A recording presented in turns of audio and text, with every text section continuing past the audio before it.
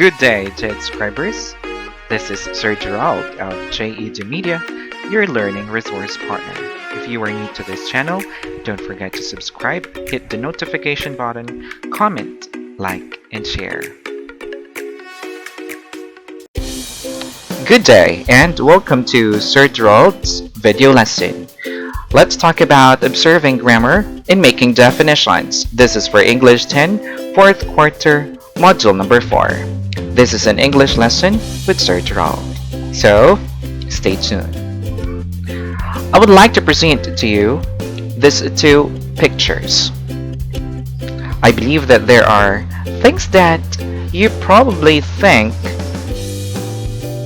misunderstood by many, or whenever these will be presented to others, they may think there are things that are wrong, and you are true. You're correct. Whom are you? Who? It's going to be confusing, especially if you're a grammar Nazi. Let's say grandpa. Now, grammar doesn't only speak about words. It has something to do with punctuation, and correct punctuation can save a person's life. I believe you've seen errors or you've seen mistakes in these pictures. But grammar is not a set of rules. It is something inherent in the language, and language cannot exist without it. It can be discovered but not invented. Thank you to Charlton Laird for providing this quote. If you have comments about this quotation, you may comment. To formally start our lesson, let's try to check our targets. You are expected to, our students, to understand how various subjects agree with their verbs in English, construct grammatical sentences in relation to subject-verb agreement, and proofread paragraphs using the correct agreement in its subject and its verb. I know that you're familiar with subject-verb agreement, so let's refresh ourselves. Let's try. I want you to complete the following sentences with the correct form of the verb by choosing your answers from the choices. Number 1. You may take note of them. Either my sister or my brother blank my math textbook. Choose your answer, and we will check later. Number 2. Neither the boys or Mary blank planning to go for a vacation. What's your answer? Number 3. Which of the following is correct using your prior knowledge? What about number 4? Which of the following also is correct? Choose your answer. Check the spelling, the grammar, the verbs to be used. And did you get it right? Number 1. Either my sister or my brother has my math textbook. Number 2 is planning. We will explain later on why these are the answers. You will be able to check during our discussion. Every one of the shirts has a green color. Every one is our subject. Either Cassie or Mary pays the employees this afternoon. The nearest subject is Mary. Next, let's start with our discussion. We will have the correct grammar in making definitions. How do we make it? And how do these grammars make a definition? Why are they important? Let's start with the concept of pattern. Pattern is an arrangement that reveals or suggests a design. It is a framework of an utterance. The study of language has a long history. Although language, science, or linguistics as we know, it came into being only in the last century and a half. So, when we talk about subject-verb agreement, I know that most of you or most of our students know this already. The basic idea behind sentence agreement is simple. All the parts of your sentence should match or agree. We have to agree with the subject plus the verb to be used in our sentences. When we have correct grammar, that adds to the meaning of our sentence. May it be through verbal or may it be through written. Now, let's have rule number 1. We will just be discussing the basic rules.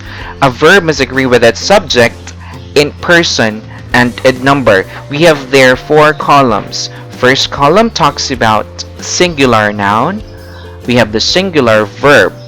We have the plural noun, the plural verb. So we have Rita listens. Singular subject plus verb with S. That's our main rule. We, plural, listen. That's the verb that agrees with the subject. We listen. Plural subject, verb without S. Next, number 2. You always tie with the plural verb form. We have you are sweet. Regardless of you could be considered 1 or 2, it always agrees with plural verb form. You are sweet. You have been very kind. You were there for me. And so on and so forth. For number 3, singular pronouns tie with singular verbs. We have these pronouns which are considered singular. Each, everybody, anyone, and so on. We have the rule for that. Each of them, the verb is, responsible, is agrees with, each. And everyone is concerned about high taxes. No one, singular, is exempted from the tests. If you have questions, just comment then. Next, let's have number 4. Words joined to a subject by with, together with, in addition to, and including do not affect the verb. Meaning, we will focus on our main subject, which can be found at the beginning usually of the sentence. The machine, with all its parts, sells for 500 pesos. We will disregard with all its parts because our main subject, the machine. The same thing with the second example. His property, including 2 cars and a lot, is for sale. Why is? Because his property is our subject. It was just only joined by the subject. Next, number 5. A collective noun ties either with a singular or plural verb. That depends on whether the group is thought of as a whole or as individuals. If they are considered as a whole, then we have to use singular verb. Our class sings very well. You don't have any additional detail here, so it's considered singular as a group, as a whole. If it is individualized, our class do not agree on the songs for the program, so they are treated individually. Next, number 6. Nouns plural in form but singular in meaning tie with a singular verb. We have a lot of this. Dramatics, that's singular. Missiles, singular. Physics, mathematics, and many more. Hope it is clear. Number 7. When the word number is used in the sense of many, it is plural. When it refers to an arithmetical number, it is singular. A number of students are waiting outside. It is considered to be many. A number of students. We have the number of students on the waiting list is small. It's an arithmetical number, therefore we have to use the singular verb and take note the number. Next, number 8. Fractions and words such as all, none, some will be singular if bulk or a total number or amount is implied, and plural if individuals are considered. Again, take note, if individuals are considered, that's going to be plural in form, or mean plural verb. Several police officers were there, but none was wearing a uniform. None here would be considered our subject, therefore it agrees, or it should agree with the verb was. Number 9. If 2 subjects are joined by either or, neither nor, the verb agrees with the subject nearer to it, or near it. Neither the president nor the other officers have come. The same thing with our examples in the first activity. The president, that's our first subject, but the nearer subject is other officers, that's plural, have. Number 10. If one subject is used affirmatively and the other negatively, the verb agrees with the subject that is used affirmatively.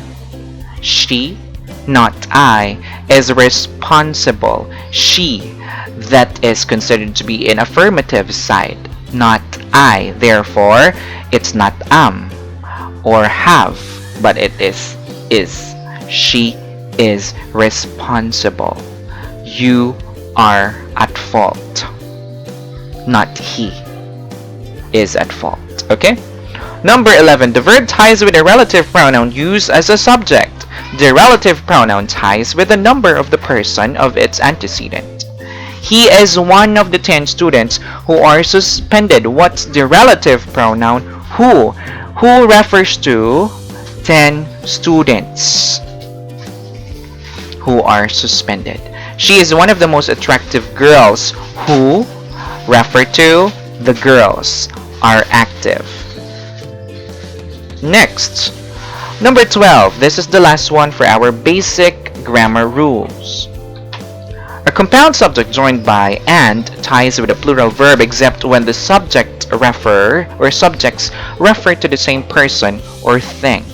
My English instructor and advisor is absent. Here, the English instructor and the advisor advisor is of the same person. But here, my English instructor and my advisor are absent. Two persons are referred to. If you have any questions or if you want to check more of these rules, you can use the link for further information. Here it is. If you have questions, just comment. Now let's proceed to our activity. Let's apply. Find and correct the errors in agreement in the following sentences by rewriting the statements. Make sure that both the verb and the pronoun are correct. We have there 5 sentences. You're gonna rewrite these sentences to make them correct.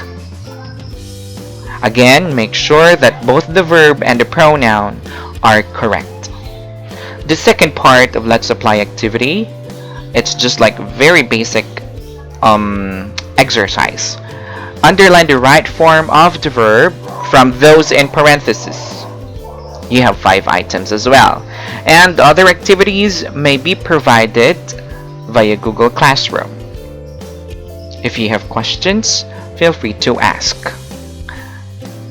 That ends our lesson on correct grammar in making definitions. Again, we'll be able to make right definitions or correct definitions if we have good grammar, because grammar matters in both written and oral in order for us to make definitions or to create meaning to our sentences.